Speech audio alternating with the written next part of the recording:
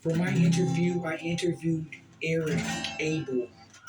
He works professionally at a local weed establishment selling marijuana and THC treats. He has his license to sell those products. He is part Native Alaskan, part Filipino, and part Caucasian. Culture is extremely important to him, as well as family. Being born and raised in Kodiak, Alaska, he has been other places before, but this is his home.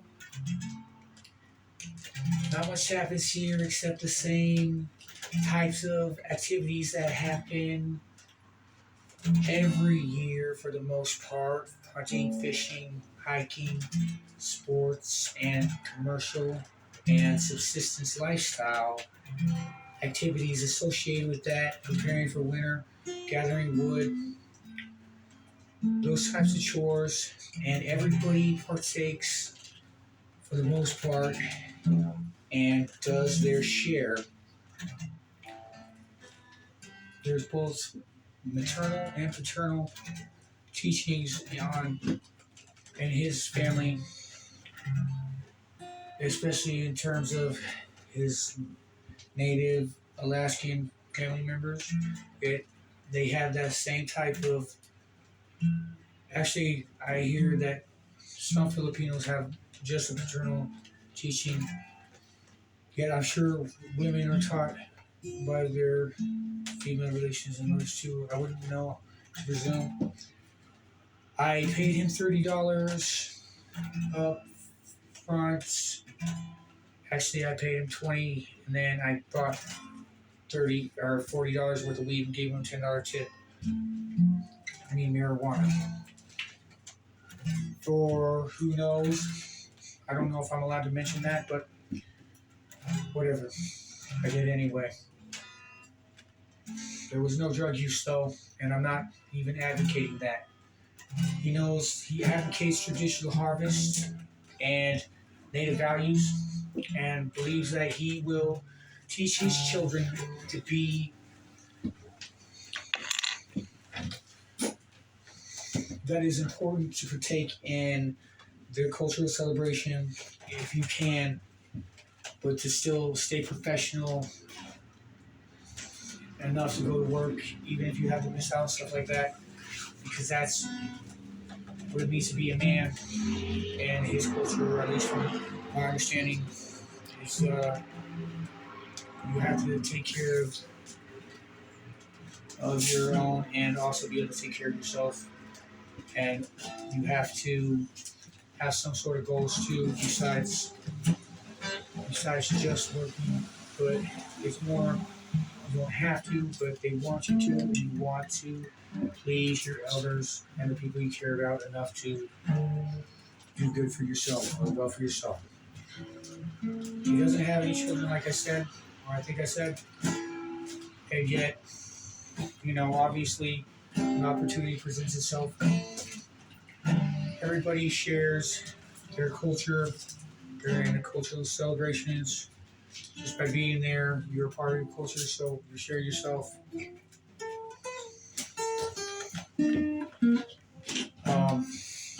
Of course, that's just predominantly the way it is, especially if you have Native American friends or are Native American and or by some sort of happenstance. This is Alaska, so it's very easy to get caught up in celebrating life and harvest and family. I lucked out. I didn't have to pay him the money, but I didn't. But I was just making sure, and also because it's a place of business, I felt that I should, if I'm taking up his time and the time of his boss, although he doesn't have to know about it probably.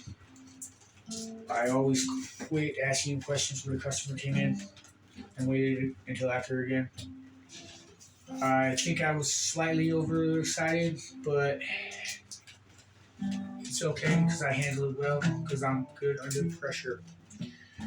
Um, I tried to ask questions that I didn't already know the answer to too much, and yet I kind of knew the answer to all of those questions. Um, it helps to ask yourself the question beforehand and answer it first if you can, and then see if it's a question that's worthwhile. Some of my questions weren't, so I had to scrap those or just rewrite them during the interview. Uh, it was just a template for the exercise. And anyway, it's pretty fun.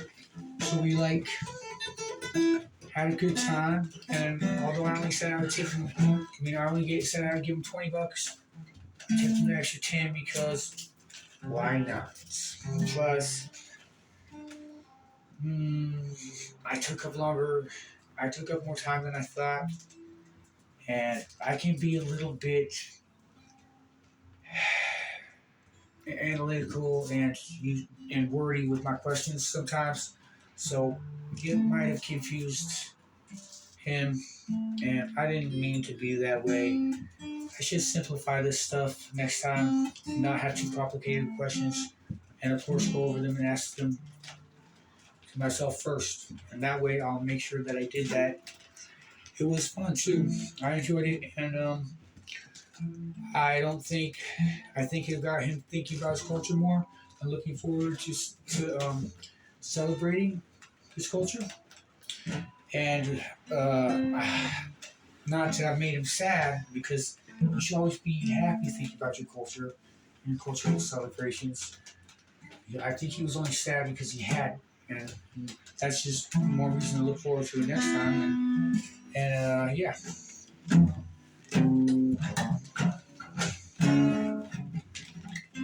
So the interview went well, and I'm going to enjoy the next interview too, and taking care of the business part of it, giving him money. Um, that was nice. I didn't know if what kind of person I was going to interview, if it would be Native Alaskan or somebody from a foreign country or what. So I didn't make any assumptions, and it could have been male or female or whatnot. Um, I'm not a biased person, obviously, and even if I was, who cares? Because you wouldn't know. Thank you though, because I did really enjoy it. Oh, I did really enjoy the interview. I don't have my glasses on right now, and I kind of have this lazy eye thing, so don't be freaked out by that. Usually I have transitions, but I'm in the process of getting a new pair. All right. Have a good night.